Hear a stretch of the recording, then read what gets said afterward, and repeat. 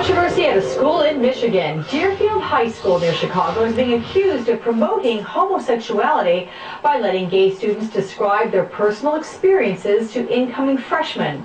Matt Foreman, executive director with the National Gay and Lesbian Task Force, is in our NBC News bureau there in Burbank, should be. That's not the man you're seeing there. That is there from Washington, Peter Sprague, the vice president for policy at the Family Research Council. We had you both flipped anyway, but the guy with the white background, that is Peter, and otherwise it's Matt there. So Matt, I'll begin with you to clarify for everybody. For starters, please describe for us the program at Deerfield High School and why you think it is an appropriate time and place for a discussion of homosexuality.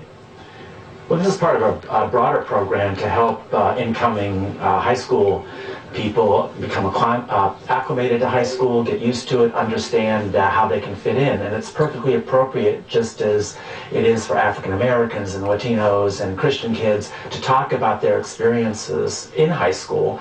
For gay kids to do that. It's a reality that there are gay kids in high school. They're coming out earlier and earlier, and they are disproportionately the victims of violence, bullying, harassment. Okay, parents who object to all this, they apparently can keep their children out of these programs, but some want the entire program eliminated. So Peter, do you support going that far, eliminating the entire program?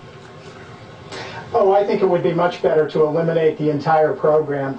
There are two principal problems with this kind of program. The first is that the school is introducing a highly controversial issue, but presenting only one side of that issue, the one that is favorable to homosexuality. And that's called viewpoint discrimination, and courts have ruled that that violates the free speech rights of people who disapprove of homosexual behavior.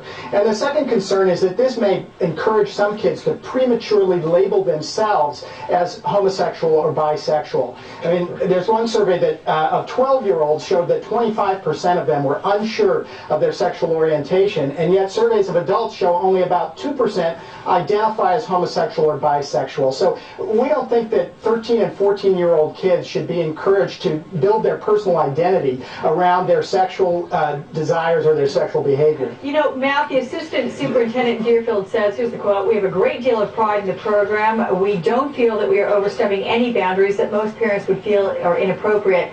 She says she believes it's pretty much just a small minority of parents who have a problem with this program. So what do you think is likely to happen with it? Well, I think it's absolutely true that it's a very small percentage of parents who would have a problem with it. What our opponents do is they spread these lies, these myths, this disinformation that this is somehow part of a gay agenda, that this is propaganda, that these kids are recruiting. It's all nonsense. It works for to our opponents' political advantage, but it's time. All these kids are doing is talking about their lives. They're not recruiting. The only agenda here is making these schools safe for all kids, gay or straight. That's not a gay agenda. That's an American agenda. And I'm curious, yeah, Peter, go ahead, respond. Well, I was going to say, if people want to learn more about what this agenda really represents, they can go to our website at frc.org. We have a pamphlet on homosexuality in your child's school that details all the steps. This type of program is just the tip of the iceberg. Your propaganda is so full of lies, myths, misrepresentations. That's what causes violence against our kids. You got to stop these lies and stop spreading them and stop scaring people about gay people. We're God's own children. We're created in His own image and likeness. I don't know why you have this obsession with homosexuality.